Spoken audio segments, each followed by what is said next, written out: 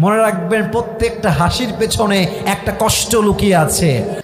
মাঝে মাঝে কারো বাড়ি দেখলে, কারো ভালো জামা দেখলে, কাউকে একটু হাসি খুশি দেখলে আমরা হতাশ হয়ে যাই।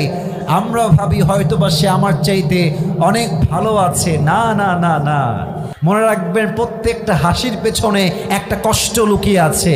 প্রত্যেকটা কষ্টের পেছনে আরো বিশাল বড় পাহাড় পরিমাণ কষ্ট লুকিয়ে আছে। ঠিক কিনা বলেন? পৃথিবীতে সমস্যার বাহিরে কেউ বসবাস করে না।